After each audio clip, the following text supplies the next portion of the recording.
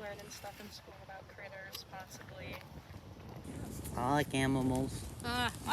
Cool field trip, and it's spring. Yes. Okay, I will be a good kid. Sorry.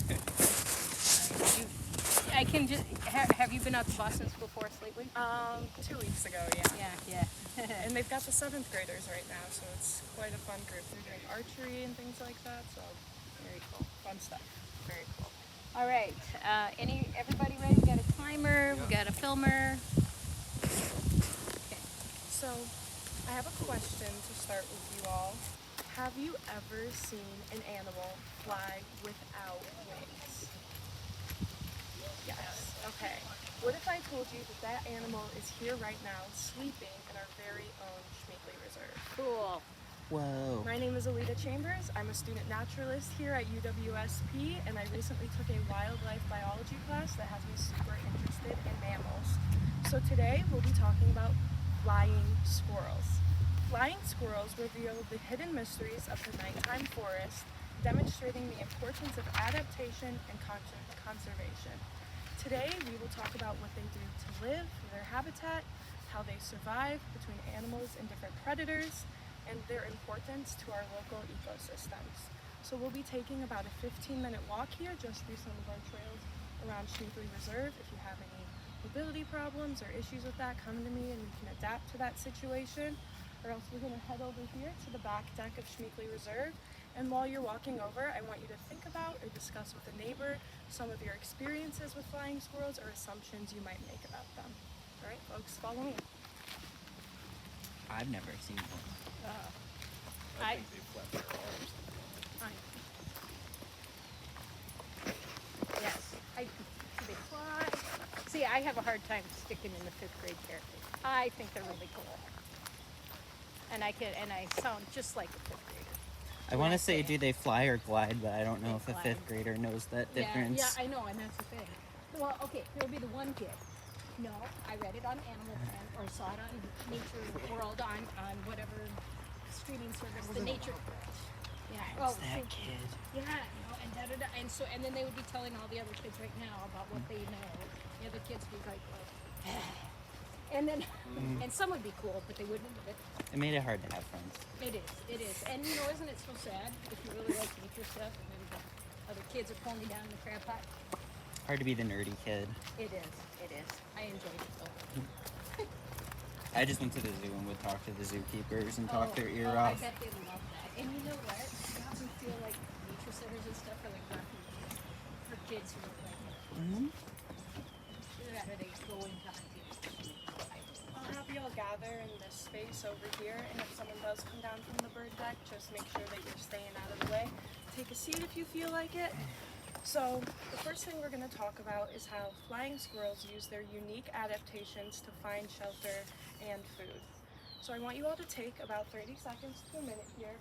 Observe this area with the bird feeders, the trees, the little pond, and think about what a flying squirrel might use in this area to find shelter or food.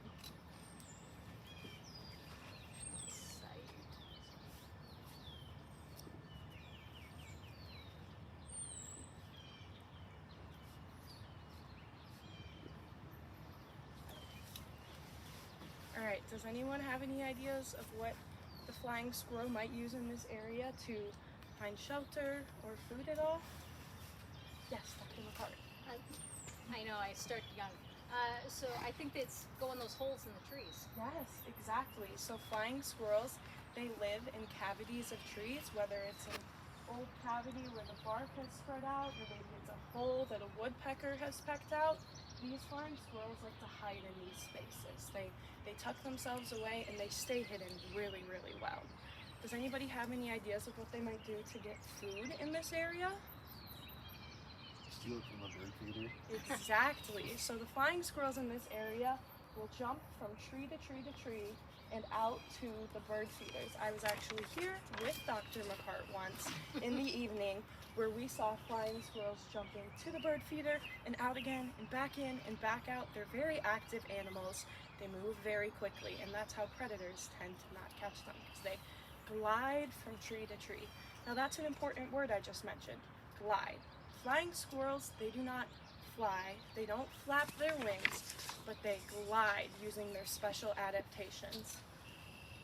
So, does anyone here know what a flying squirrel looks like?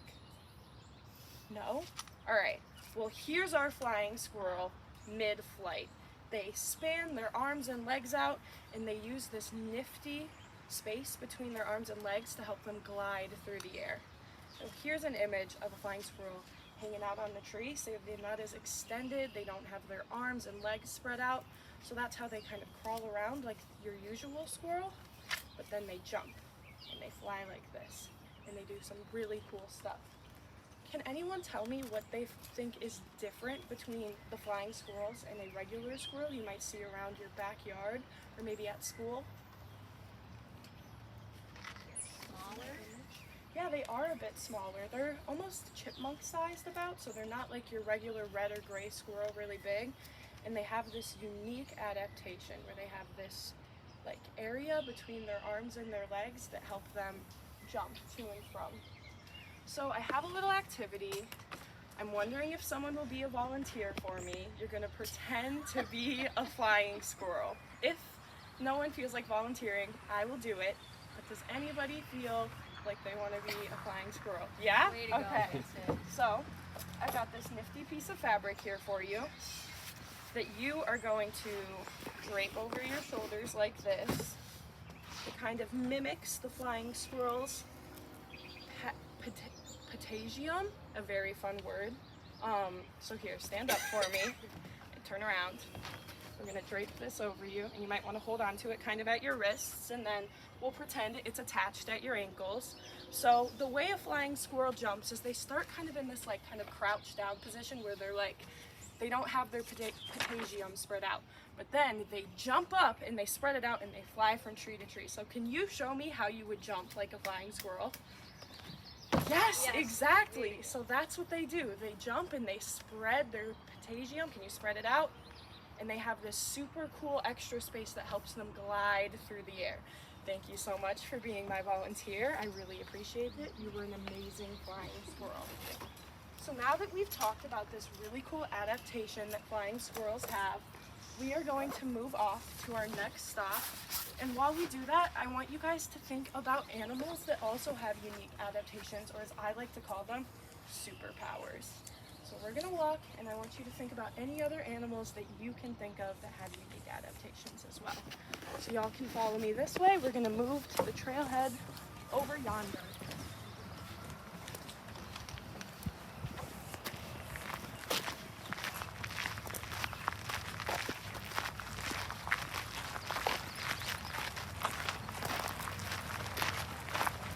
And folks, we've got some vehicles coming through the trail, so we're going to stop just for a second so they can pass. Thank you. All right, let's go. I'm going to cut around this way. Thank you. Thank you.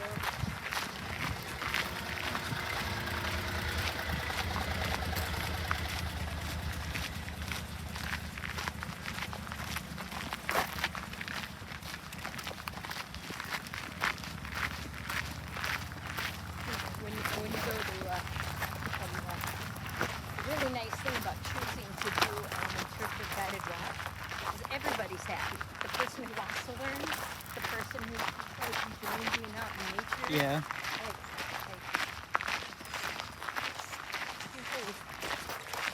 Pro tip: do the guided walk, please. Yeah. I like doing Or it. it's really cold. You could be like chill. I'm going to stop here. Raining. Y'all can gather on this side so you're not facing into the sun. And we're going to talk a little bit more about these flying squirrels' adaptations. So flying squirrels, they glide through the forest to escape predators and travel between trees while staying hidden. So like I mentioned earlier, the flying squirrels have this really cool adaptation called their patagium. Can everyone pronounce patagium with me? It's a kind of funny word, so we're all going to say patagium. Patagium. Patagium. So that one took me a little bit of time to learn how to pronounce, but that's the term for their interesting skin flap that they have running between their ankles and their wrists. So another thing about flying squirrels is that they fly quickly, or they glide quickly, that's a tough one, They glide quickly between trees that help them escape predators such as owls and raptors. They can also turn while in their gliding mode, so they can avoid those predators, which a lot of animals actually can't do in their flight.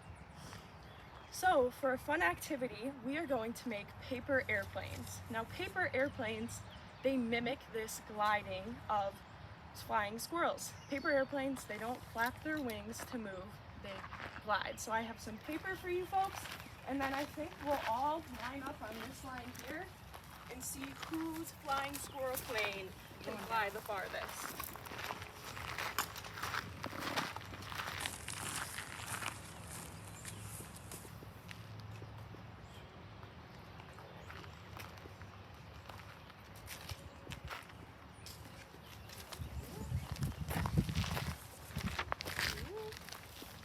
If anybody doesn't know how to make a paper airplane, I can help you with that.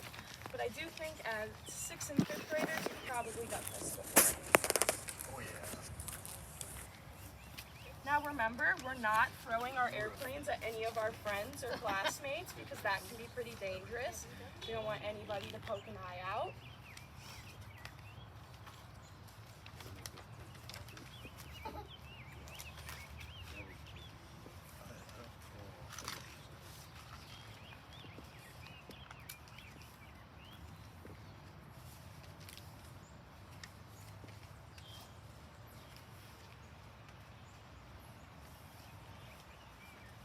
So while you guys are making your paper airplanes, I want you to think about why gliding may be better than running to escape predators. How's your paper airplanes going? A little rough. Rough. Yeah. You might need another piece of paper. No, I think I'll make it work. Okay, okay. You let me know. Will do. Very nice. Thank you. job. Thank you. It looks like a well-practiced paper airplane. Like you know what you're doing. That's right. Did you guys hear that? Just saying. Dr. McCarthy will win the paper airplane race. Show off. That's right. This is true. All right, once everyone's ready, I'll have you folks line up on this line of the cement here, and we're gonna see whose paper squirrel can fly the farthest. Oh yeah, there you go. See, now he's looking like a real squirrel. All right, folks, y'all can line up here. Everybody line up. Now, when I count to 3, you're gonna throw your paper squirrel and see whose can glide the farthest. All right, ready? 1, 2, 3. Oh, it looks like nice Mason's job. squirrel glided the furthest. Now, remember back to that question I just asked you folks. Why do you think a flying squirrel would glide rather than run to escape predators? Predators on the ground in the air. That's a big one. So there are predators on the ground that can easily catch them, as well as gliding helps them move quickly. They cannot run as quickly as they can glide between trees. So another thing I want to let y'all know about is that flying squirrels are a species of special concern for the Wisconsin Department of Natural Resources. So while we walk to our final stop, I want you guys to think about what we may be able to do to protect these animals and protect their environment. So you folks can follow me this way. We're going to cut through the Menzel Pavilion.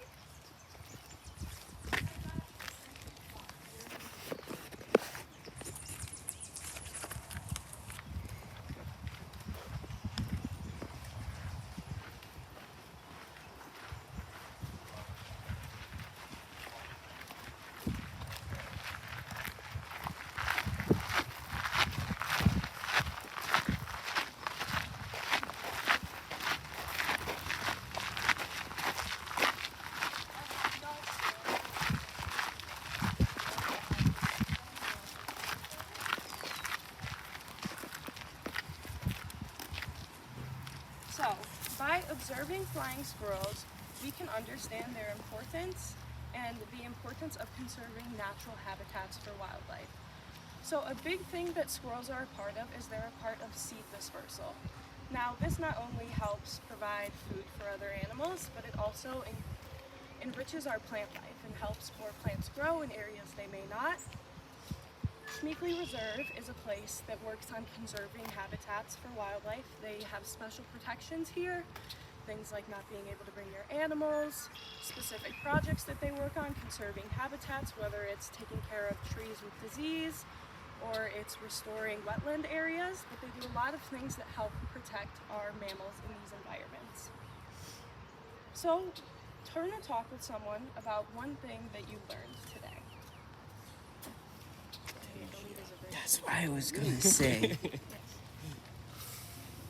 They disperse seeds. The Pacific. Yeah. Yeah. Yeah. I don't mistake. I shade them. Potassium. Potassium. Oh, Like it's- potato. It's a very fun word. I think it's It's potasia a if fun it's one to one pronounce. or multiple. So, I was going to have a little game for us to play, but for time's sake, I think we're going to cut that out, but you can always come back to another program and we can play this game another time. So overall, flying squirrels revealed the hidden mysteries of the nighttime forest, demonstrating the importance of adaptation and conservation. Today, we talked about how they adapt to find food and shelter, how they use their potassium to glide and survive against predators, and how local ecosystems are important for both flying squirrels and other organisms. So I have one question to ask you all. True or false? Flying squirrels flap their wings. False. False. Exactly. Good. I'm glad you guys learned something today. And in conclusion, the unseen moments and unseen creatures create the world around us. Keep looking up. You never know what's gliding above you. Thank you. All right. Hey everyone, listen.